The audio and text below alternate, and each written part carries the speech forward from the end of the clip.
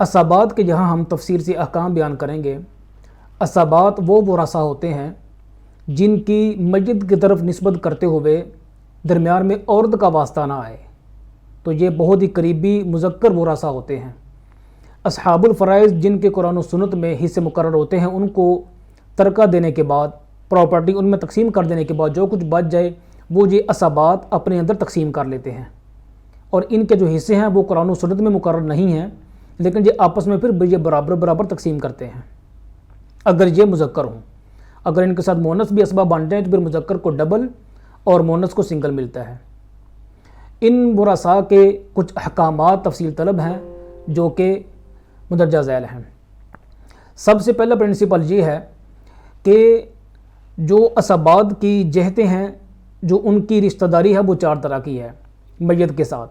ایک ہے اولاد کی جہت، اور ایک ہے باپ دادا کی جہت، اور ایک ہے بھائیوں کی جہت، اور ایک ہے چچا کی جہت.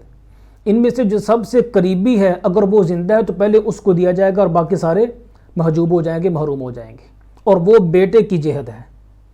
پہلے بیٹے کی جہت کو دیکھا جائے گا، پھر باپ دادا کی جہت کو، پھر بھائی کی جہت کو، اور پھر چچا کی جہت کو دیکھا جائے گا. تو حدیث میں بھی ہے الحق الفرائض فما بقی فہو لأولی رجل ذکر، کہ اصحاب الفرائض کو دینے کے بعد پھر دیکھا جائے گا جو سب سے قریبی مذکر ہے اس کو دیا جائے گا. دوسرا پرنسپل یہ ہے کہ اگر کوئی عصبات میں سے کوئی رشتہ دار کبھی قرابت والا ہے تو اس کو ضعیف کمزور قرابت والے اسباب پر اس کو فوقیت حاصل ہوگی. جیسا کہ حقیقی بھائی ہے اور اللاتی بھائی ہے.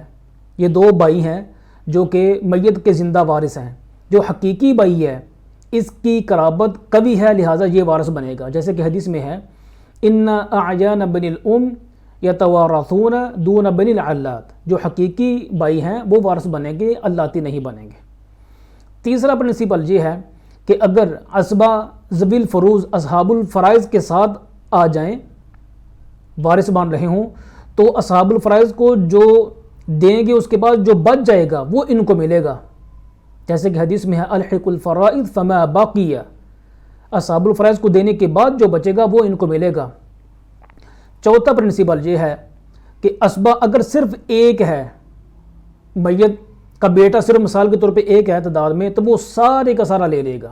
جتنی بھی پراپرٹی ہے فوت ہونے والے کی وہ ساری کی ساری اسی کی پراپرٹی ہوگی. جیسے کہ قرآن پاک میں آتا ہے وَهُوَ يَرِثُهَا إِن لَّمْ يَكُن لَّهَا وَلَدٌ، وہ اس کا جو بھائی ہے وہ ٹوٹل پراپرٹی لے لے گا اگر اس کی کوئی بھی اولاد نہ ہو. تو عصبات میں کوئی اگر وارث اسباب وہ ایک ہے تعداد میں تو وہ میت کی ٹوٹل پراپرٹی کو اپنی ملکیت میں لے لے گا. اس کے بعد 5واں پرنسپل یہ ہے کہ اگر اسباب مرد اور عورت دونوں مل کے آئیں تو مرد کو ڈبل حصہ ملے گا اور جو عورت ہے اس کو سنگل حصہ ملے گا. چھٹا پرنسپل یہ ہے اگر ذوی الفروض پر ترکہ ختم ہو جائے، یعنی اصحاب الفرائض کو پہلے ہم نے وراثت دینی ہے، جن کو قرآن و سنت میں حصے مقرر ہیں ان کو ہم وراثت تقسیم کریں اور وراثت ختم ہو جائے تو اصحاب الفرائض کو کچھ نہیں ملے گا. اس لیے کہ حدیث میں آتا ہے الحق الفرائض فما باقی، جو باقی بچے گا وہ عصبات کو دینا ہے. تو اگر باقی بچا ہی نہیں ہے تو کچھ بھی نہیں ملے گا.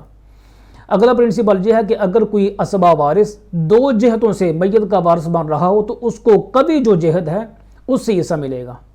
مثلا ایک شخص جو ہے وہ ابن بھی ہے یعنی بیٹا بھی ہے اور وہ معتق بھی ہے تو وہ بیٹے کی حیثیت سے وارث بنے گا.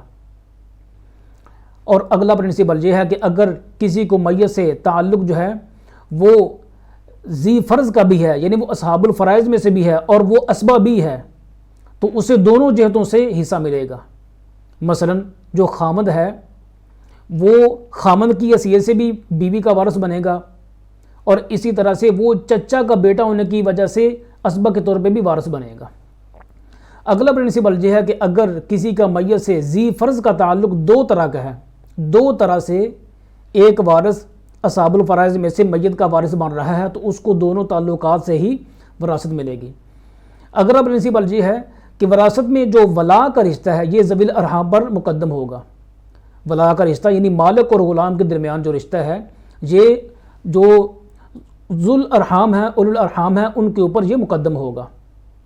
اس لیے کہ ان کے بارے میں نص آتی ہے الولاء لمن اعتق، اور جو اولو الارحام ہیں ان کے بارے میں اس طرح کی کوئی نص نہیں آتی، اس لیے جس کے بارے میں نص آتی ہے وہ غیر منصوص پر مقدم ہوگا۔ اور اگلا پرنسپل یہ ہے کہ ولا میں عورتوں کو اس وقت حصہ ملے گا جب کہ وہ خود آزاد کر رہی ہیں یا وہ آزادی میں شریک ہیں۔ تو ان صورتوں میں یہ جو صورتیں ہم نے بیان کی ہیں، اسبات کو ان صورتوں میں اس طرح سے دیا جائے گا۔ اور اسبا، پھر سن لیں ایک مرتبہ، اسبا وہ وارث ہوتے ہیں جو کہ میت کے مذکر قریبی رشتہ دار ہیں اور ان کی میت کی طرف نسبت کرتے وقت درمیان میں عورت کا واسطہ نہیں آتا۔